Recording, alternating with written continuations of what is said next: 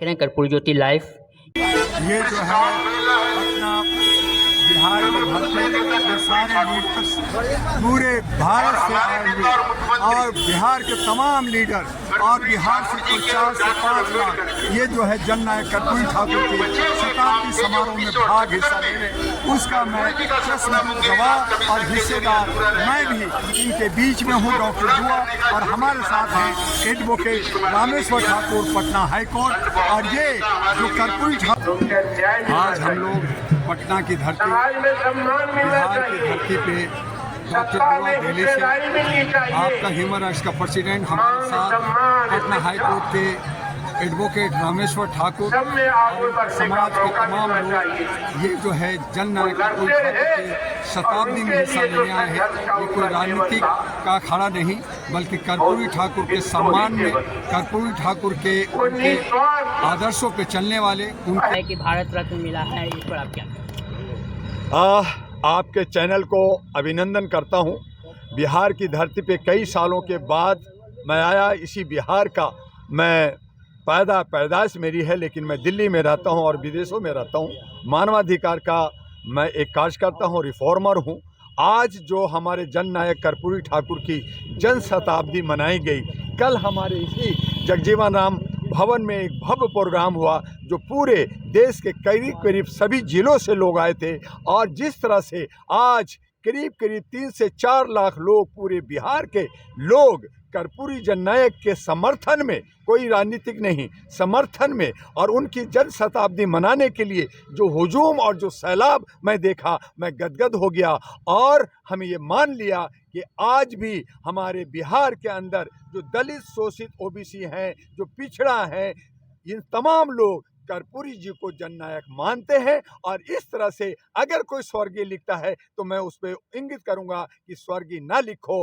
आज भी हमारे दिलों में और हमारे बीच में कर्पूरी जी जिंदा हैं और हमें उनको जिंदा रखना है। और इसीलिए आने वाले 17 फरवरी को जंतर मंतर पर मैं 3 मूर्ति यानी कि लोहिया जी और हमारे जयप्रकाश जो है जननायक लीडर और हमारे जननायक जो आपने कहा कि भारत रत्न, हमने अथक प्रयास कर करके कई साल हमने मांग किया। हमारे एडवोकेट रामेश्वर ठाकुर लगातार मांग करते रहे और कर्पूरी जी के लिए काम किया। कर्पूरी ठाकुर जी का बेटा को राज्यसभा में भेजने के लिए हम लोगों ने दिन रात किया और नतीजा ये हुआ कि दूसरी बार जो वो बने वो हम लोग के प्रयास से बने। और आज कर्पूरी ठाकुर जी को भारत रत्न मिल रहा है। हम खुशी से गदगद हैं कि उनको भारत रत्न मिलना ही था और अगर नहीं मिलता तो हम जन आंदोलन कर देते।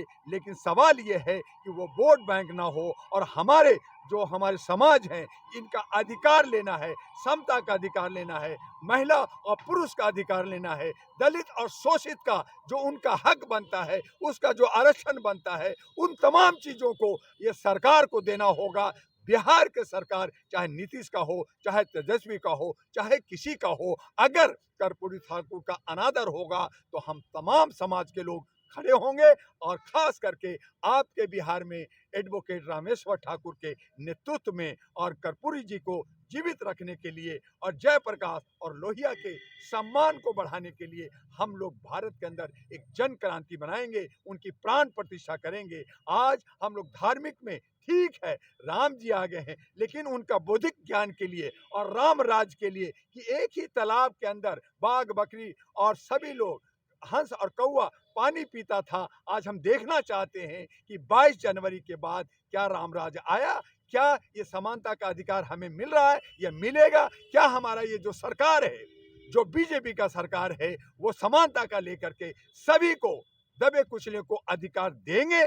क्या ये इलेक्शन में सीट देंगे? क्या उनकी भागीदारी देंगे? क्या हमारा जो भारत के अंदर जातीय जनगणना होना चाहिए, धार्मिक जनगणना होना चाहिए? आप एन के प्रकार तरीके से कई कानून लाल के विधेयक थोप कर करके गरीबों को मार रहे हैं, ड्राइवर को मार रहे हैं, किसान को मार रहे हैं, नौजवानों को मार रहे हैं। क्या आप हक देंगे बराबरी का? यही हमें 22 जनवरी 2024 के बाद राम राज में देखना है। और अगर ऐसा होता है तो मैं भी जय हो मोदी करने के लिए तैयार हूं। लेकिन मुझे डाउट है, मुझे शक है कि ये सिर्फ सत्ता और कुर्सी पाने के लिए सब कुछ हो रहा है। और इसीलिए मैं 3 मूर्ति यानी कि लोहिया, जयप्रकाश और कर्पूरी ठाकुर का प्राण प्रतिष्ठा 17 फरवरी को जंतर मंतर पे करने जा रहा हूँ। जननायक कर्पूरी ठाकुर के वो इतिहास 1930-31 में जाति आधारित जनगणना हुआ था।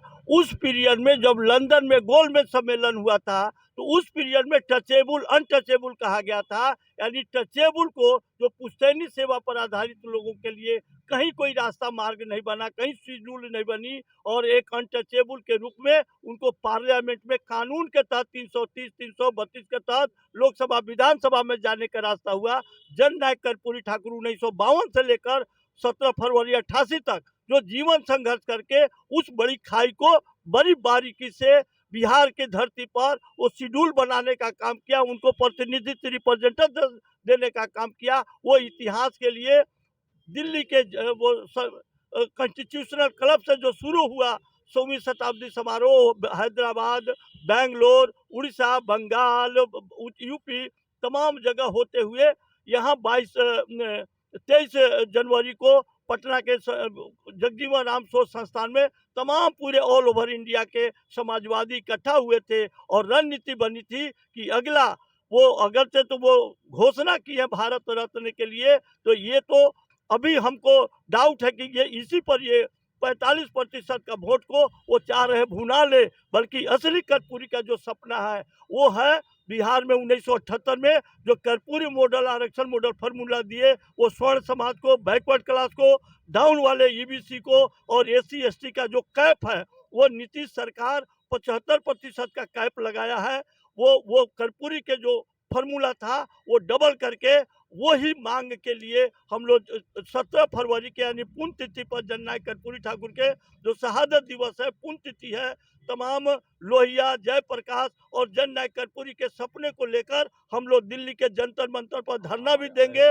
और जिसके आयोजन में वो नेतृत्व में वो डॉक्टर एम दुआ साहब के माध्यम से सब लोगों को गोलबंद करके हम लोग बड़े विशाल स्तर पर 17 फरवरी को दिल्ली चल रहे हैं, ताकि ये अगर से ये कर्पूरी ठाकुर आरक्षण मॉडल फार्मूला को नहीं लागू करता है तो ये समझेंगे कि बीजेपी हमको सिर्फ भारत रत्न का एक दिखा करके हमारा 45% डिप्रेस क्लास के वोट लेने के लिए ऐसा किया है। यही कहकर हम हमारी जो बिहार में जो आज जो जन सैलाब जो बीजेपी हो, राजद हो, जदयू हो, भाजपा हो, कांग्रेस हो, सारे लोगों ने होड़ लगाया है कर्पूरी के सपनों को पूरा करने के लिए। तो देखते हैं इसमें कौन लोग केंद्र में ये कर्पूरी मॉडल आरक्षण लागू करता है। यही पहचानना है, समझना है, यही मूवमेंट अपने अधिकार के लिए आवाज देना है।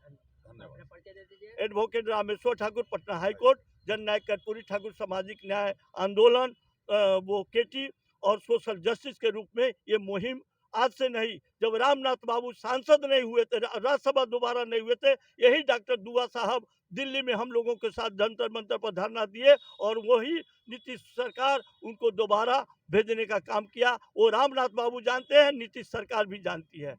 थैंक्स।